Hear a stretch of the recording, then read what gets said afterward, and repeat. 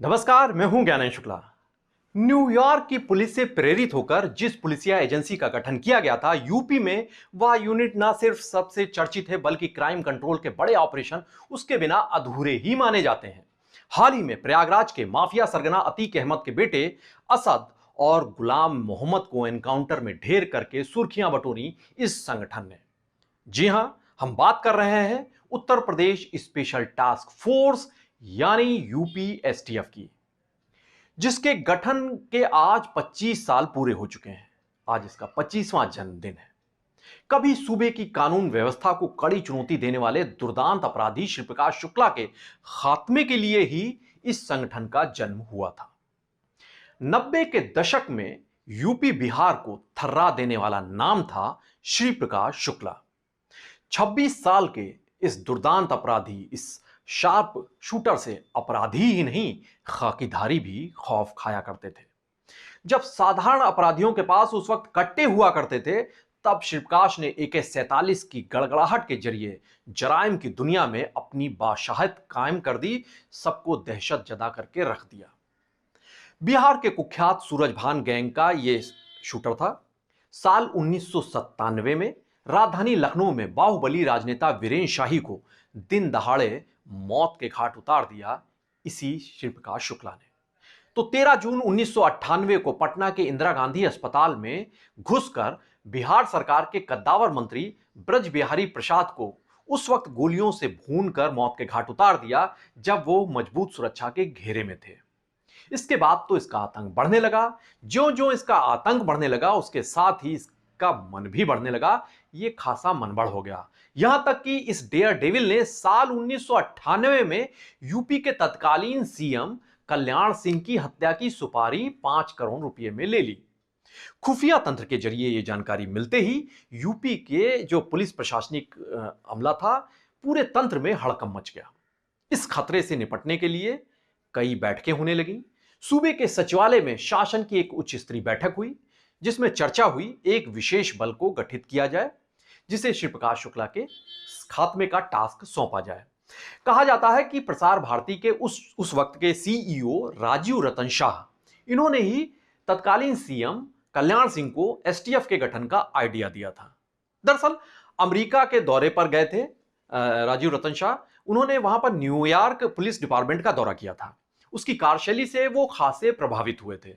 इस विशेष बल की कमान उस वक्त सौंपी गई तेज तर्रार माने जाने वाले आईपीएस अफसर अजय राज शर्मा को, जो एडीजी स्तर के अधिकारी थे। इनके साथ ही इस फोर्स में तत्कालीन SSP Lucknow Arun Kumar, SP city Lucknow Satyendra Veer Singh और सीओ हजरतगंज राजेश पांडे, ऐसे तेज तर्रार अफसरों को भी जोड़ा गया इस टीम में। इस यूनिट के लिए 50 बेहतरीन उन पुलिस कर्मियों को चुना गया जो कार्य दक्षता के साथ साथ तकनीक में भी माहिर थे, सर्विलांस के बारे में जानकारी रखते थे, तो निशाना लगाने में भी वो उस्ताद थे। इन सबको जोड़कर 4 मई 1998 को स्पेशल टास्क फोर्स यानी यूपीएसटीएफ की नींव रखी गई। इसका टास्क था अपराधी श्री प्रकाश शुक्ला को जिंदा या मुर्दा पकड़ना। इस टीम को कई सारी इसको सहूलियतें दी गई। इसे 10 नई सफेद रंग की टाटा सूमो कारें भी मुहैया कराई गई। बिना नंबर प्लेट की इन गाड़ियों से एसटीएफ की आवाजाही शुरू हो गई। ये इसलिए किया गया था कि अपराधी एसटीएफ के मूवमेंट को भांप ही ना सके, उसकी गतिविधियों की भनक तक ना उन्हें लग सके। तब मोबाइल की तकनीक नई नई आई थी। पुलिस वालों के पास, अपराधियों के पास या जो संपन्न लोग थे उन्हीं के पास ये तकनीक हुआ करती थी। सर्विलांस की भी नई नवेली तकनीक थी, लेकिन इसी का इस्तेमाल करके एसटीएफ ने 22 सितंबर 1998 को गाजियाबाद में श्री प्रकाश शुक्ला को मुठभेड़ में मार गिराया। इसके बाद तो एसटीएफ की चहुओर वाहावाही होने लगी। यूं तो श्री प्रकाश शुक्ला के खात्मे के साथ ही टास्क फोर्स का जो मकसद था उसके गठन का, वो पूरा हो गया। इसे भंग करने की बात भी चलने लगी, लेकिन तत्कालीन शासन सत्ता को लगा कि इसे और भी अधिक ताकतवर बनाया जाए। इसके बाबत इसीलिए फैसला लिया गया जिससे संगठित अपराधियों और माफियाओं पर प्रभावी नकेल कसी जा सके, उन पर अंकुश लगाया जा सके। फिर एडीजी स्तर के आईपीएस अफसर की अगुवाई में इसे एक स्थायी यूनिट में तब्दील भी कर दिया गया। तमाम बड़े ऑपरेशंस को यूपी की इस एसटीएफ ने सफलतापूर्वक अंजाम दिया है।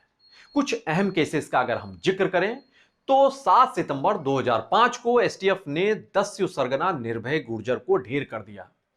यह उस वक्त चंबल के बीहड़ में आतंक का पर्याय था। इसकी बड़ी दहशत उस वक्त हुआ करती थी। राजधानी लखनऊ में 1.5 दशक पहले यहां के हजरतगंज इलाके में दिलीपुर टावर है। यहां पर कांग्रेस नेता लव भार्गव की पत्नी मिहर भार्गव जा रही थी।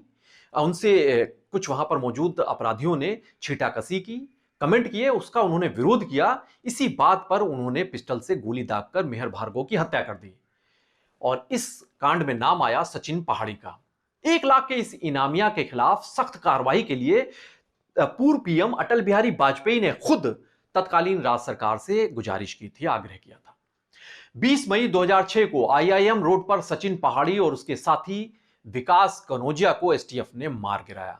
15 अप्रैल 2008, तब उत्तर प्रदेश में मायावती का शासन था। मायावती सरकार के निर्देश पर 10 सरगना ददुआ का भी खात्मा कर दिया गया एसटीएफ के जरिए। 3 साल पहले 10 जुलाई 2022 को कानपुर के बिकरू हत्याकांड का मुख्य आरोपी गैंगस्टर विकास दुबे को कानपुर लाते वक्त उसकी गाड़ी पलटी और एसटीएफ के साथ हुई मुठभेड़ में भागते वक्त वो मारा गया। इस केस से ही यूपी में अपराधियों की गाड़ी पलट जाने की कहावत मशहूर हो चुकी है।